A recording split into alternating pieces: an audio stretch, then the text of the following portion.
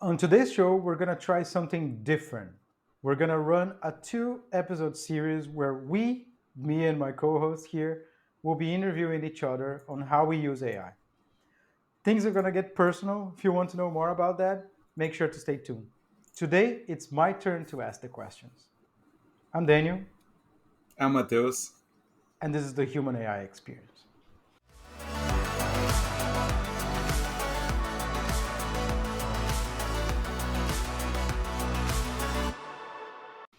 Okay.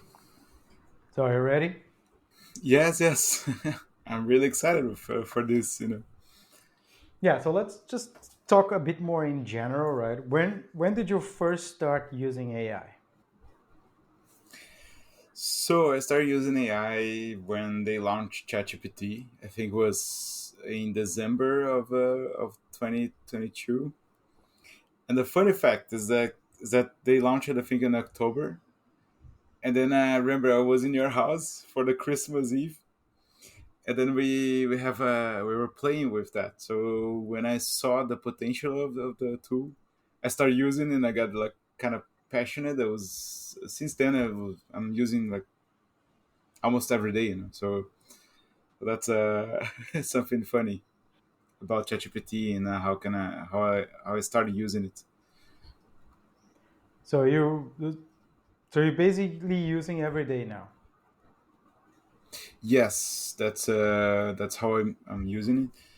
And actually I use for any task that I need to do. So for example, if I need to write an email, I always double check it with ChatGPT. I always ask if it's clear enough. For example, do you understand what I'm saying? I ask the ChatGPT, and he always give me like a full understanding what I was written down, and also give me topics about what I'm talking, so I can double check, if I'm doing the right thing, if I'm saying what I'm wanna say. So it's a funny thing. So many of my tasks use ChatGPT, So to write emails, to write messages, to respond people, to double check my work if I'm writing down stuff. So that's how I use it. What would you say is the biggest benefit you get from using AI? Or and of course we would like to also know what are the tools. Can you just name a few? Of course, we ChatGPT is one of them, maybe the most used one, Yeah. but what are the others? Yeah, I tried many of them. Like I tried Gemini, I tried Claude, I tried DeepSeek. But to be honest, I think each one of them they are different. Like for example, Gemini is something that is a bit more technical, let's say, and a bit more like straightforward. So I didn't want something like that. I wanted something that I interpret better. So I think ChatGPT does this work more in a way that I like, So you can always ask like, be a bit more informal, so they can change a little bit the tone of voice, what is written down. So I prefer ChatGPT from the others, because of this. And you can always train your own models, so that's an interesting thing that I like about ChatGPT. Yeah, you can have your own custom GPT, right? Yeah, yeah, and I even downloaded DeepSeek in my computer, so I tried using it a little bit. But I don't think I think it's more marketing that is more powerful than ChatGPT. I think that they're kind of the same. They do this kind of the same job, So that's one of the things that I realize. And I tested too, like Stable Diffusion, like long time ago. I was experimenting Stable Diffusion, so I created some images. So it was, and of course I tried like MidJourney. I tried Leonardo.ai, Wasn't Luma Leonardo AI. wasn't Leonardo acquired by Canva? Yeah, yeah, I think so. I think they were acquired by Canva, and they're really good. I think after MidJourney, they're the best one like that I tried until now. I want to try now the Goku, the new open source model, like video model from China. It's still in my list, and Flux is another tool that I want to use it, but I haven't tried it yet. So, just to move a bit more into architecture and design, right? So, when did you first start experimenting with AI in architecture? I think was in the beginning of in the end of 23. I think in 24, that period, like in the New Year's, I downloaded like Stable Diffusion. I was like really into testing and experimenting, like how can I get some benefits, from the AI, and especially with rendering. So I tested like Stable Diffusion, like using some pre done models, for example, 3D models that are without any kind of texture, like just simple white volumes, and testing how AI could help me to put some materials and experimenting. It was a really interesting experimentation. I feel there is so much room to improve still, but it's already getting really good. It's already and I like to follow some people that are using it like on a daily basis and developing tools for that, for architecture. And some offices they are using a really good way, so they already have a good a good development, on the tools. They're basically training these models with their previous work, right? And then at least it Exactly, learns a exactly. little bit of the style of the Style. studio or the Yeah. architectural company, right? And so it kind of follows a little bit that, at least in I guess a lot is used in the development or the brainstorm process, right? Pre, Yeah, yeah, yeah. It can be used in both sides. For example, if you have an idea, just put it there, and then it creates something that you can take some ideas out of it. And I have seen many different usages. For example, in the concept part of the design, so using to have ideas, so you just put some random stuff and then see what comes out of it. And I have seen like in the post production, you already have some volumes and renders, and then you just like take that render, like this kind of like raw render, let's say, and then you scale up, so you create a super realistic photo, like, which is amazing. Like, so I can see even in the middle of the design and like some a lot of advantages of using AI, so you can test the different materials, you can test different solutions, you can see how it's going like super quickly. For example, if you want to use steel or wood, you can easily change that on AI instead of modeling the wood and modeling the steel. So that's the good things that I can see in the architecture for the next couple of years. so what are the tools that architects are using now to generate designs, and which ones do you think are most useful for people to learn, for example, if they are getting into architecture today? Yeah, I think everything started with Stable Diffusion. So Stable Diffusion was the first one that you could like develop your own LoRa. This putting your database inside of the AI and creating your own styles and your own models. And now I see that Flux is taking that part. I don't know if you heard about Flux, but it's a really good tool.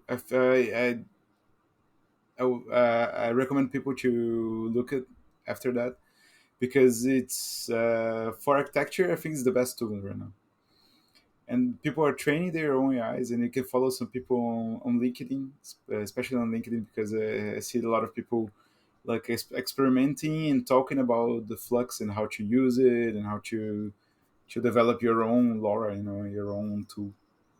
So that's what I recommend. And in terms of design itself, there's a lot of tools for Rhino. Rhino is a good tool that you can program, and like you have some small softwares inside of the software now, so you can create uh, like sun analysis automatically. You can create like rain analysis, like many different natural natural resources analysis, let's say. And then inside of this you can create different variations of AIs. For example, you can create a tool that can create a city automatically or heights of buildings automatically.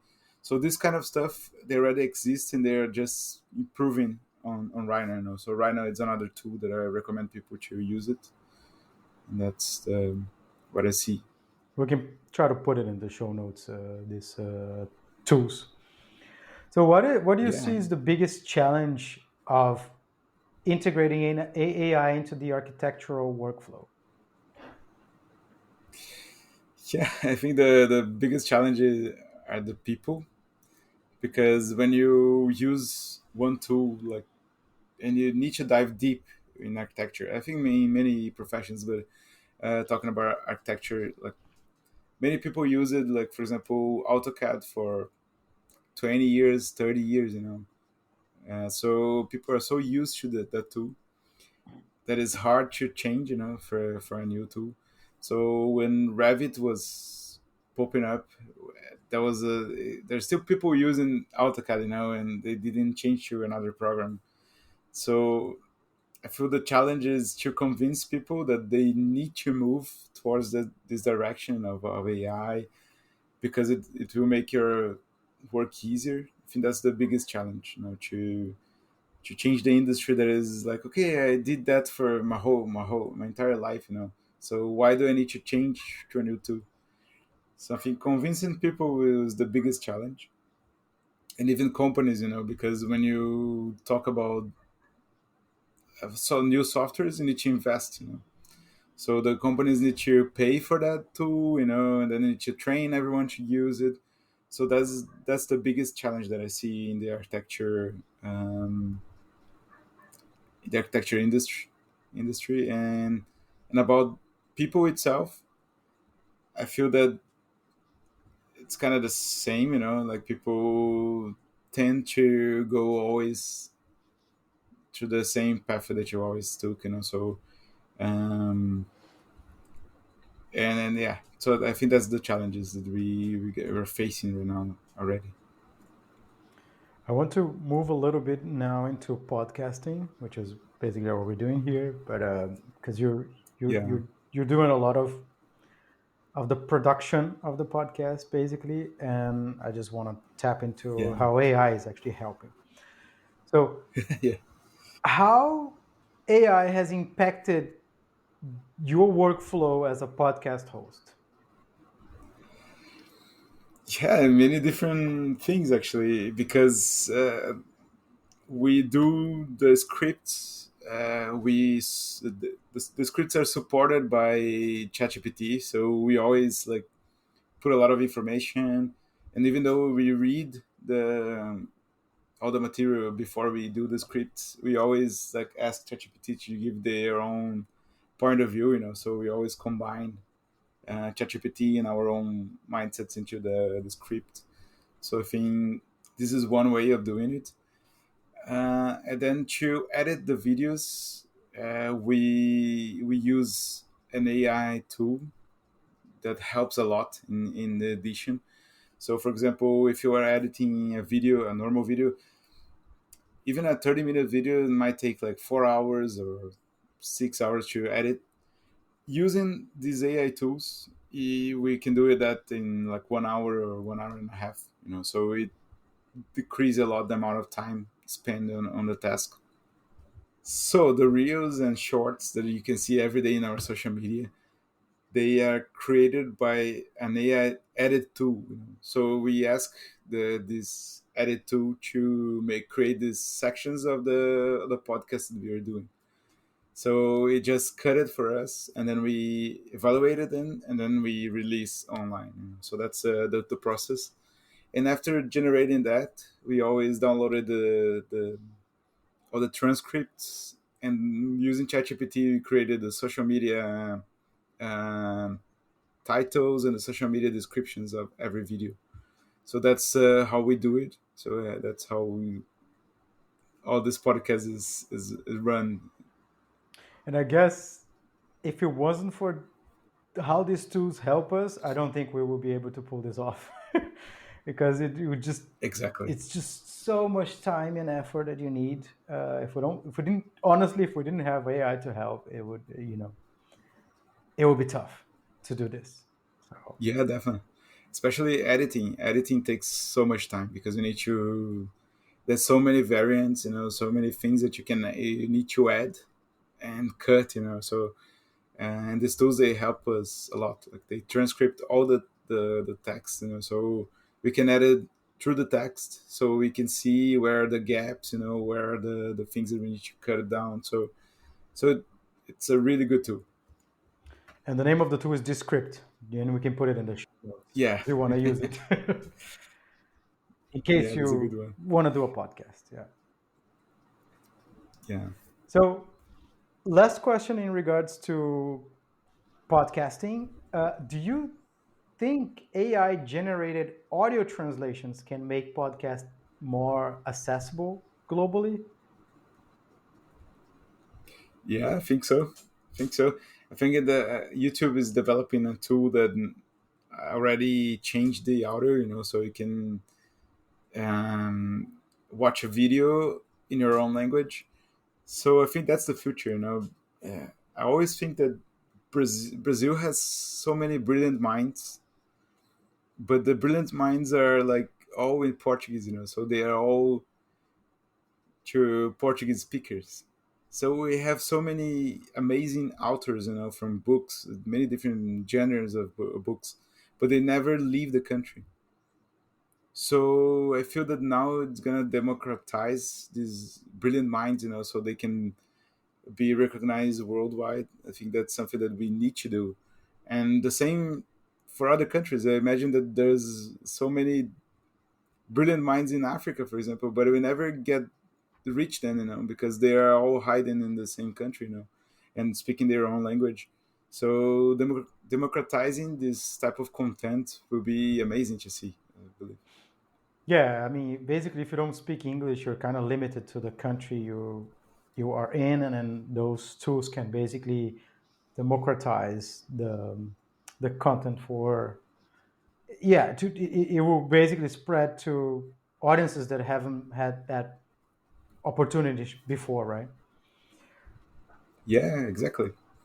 And that's why we do the podcast in English, because then we reach more people than if we do it only in Portuguese. For example, we are both Portuguese speakers, so but it doesn't make sense to do it in Portuguese. So Agreed. Um, just a few questions in regards to AI and digital marketing, because you're also doing some of our ads and stuff. So, yeah, how do you see AI is transforming digital marketing strategies today? in many different ways. Like I feel that nowadays you can create your own digital influencer. Like it's possible to do it. It's still a little bit fake. You can actually see there's something's different, but in the meantime, I think it's gonna be so real that we cannot distinguish who is real and who is AI generated. So this is one way that I see marketing going towards. So we're always gonna be seeing like beautiful people like with super good speaking skills. So it's gonna be hard to compete with these people, because we're gonna see like the best of the best. Like good looking people with really good skills in speaking, like saying good things for us. So it might be something that it's gonna be hard to compete, and all the content generated might be created by LLMs, or even other tools that can do that. So I see that the digital marketing is going to become kind of a, A shit show. yeah, shit show, definitely. Yeah. And yeah, so I don't know. I'm curious to see. But in another way, it's a we already have tools. For example, ChatGPT, it helps a lot to build the foundations of market, or the copywriting part. It gives a really good average average thing. So of course it's not something outstanding and something that only genius can do it, but a average person can do what generated by AI. So the AI can already help us in doing emails or ads, text for ads and descriptions and stuff like that. So It kind of helps democratize that as well, right? It just gives more people the definitely, capacity to do more, or things that they couldn't do it before because they didn't have the technical skills. yeah. Do you think? And even the time, Yep. and even the time, if you don't have time to work on those things, maybe these tools can help you to move faster. Yeah. Do you see AI replacing human creativity in marketing, or it's just a supportive tool? For now, I think it's just a supportive tool. It's hard to predict the future because when we start 2025, we have an episode actually predicting what's gonna be, and in less than a month, everything changed. Like we have like a super open source model like from China that kind of break the whole market, And now we have another one that is Goku. I want to test It's that the still. video one from So is it Alibaba? No. yeah, I think so. I think so. And so all of these new tools, they are evolving every day. We have a new thing happening, like in the AI world. So for now, I think it's just a tool to support us. But at some point, I don't know. Maybe it can create some intelligence that we is gonna do something, the things like automatically. So I don't know. For now, I believe it's a supporting tool. So Yeah, to wrap up, I want to go back to the future of AI in architecture. So, yeah. what excites you the most about AI's potential in the architecture field?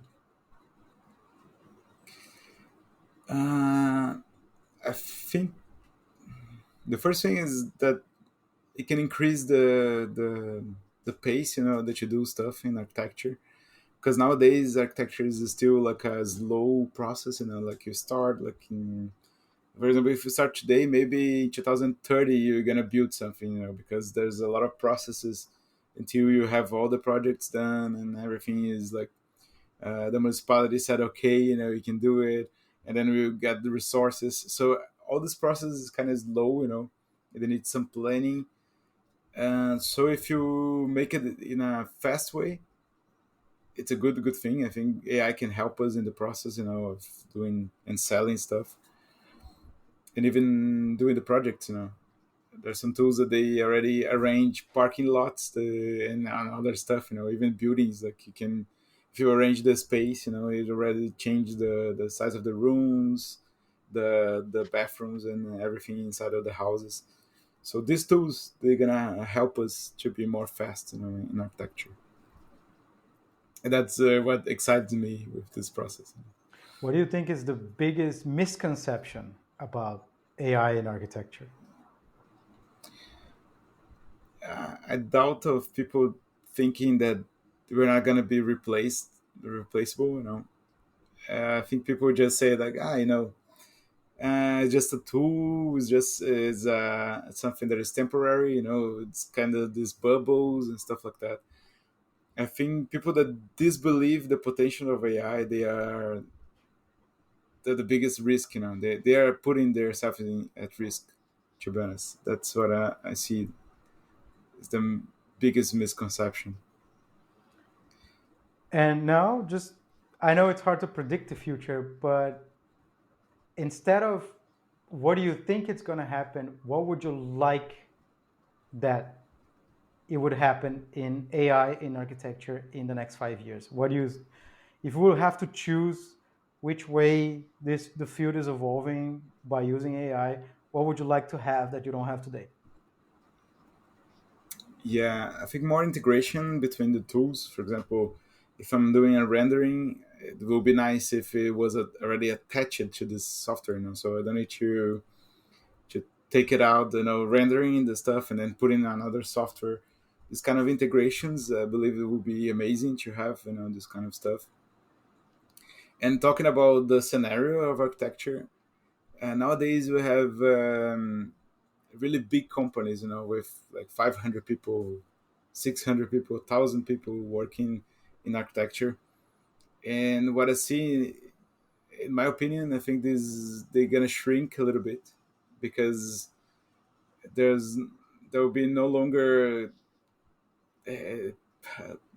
these people will be no longer necessary. I don't know how to express that, but I think they're gonna lay off a lot of people, which would be bad.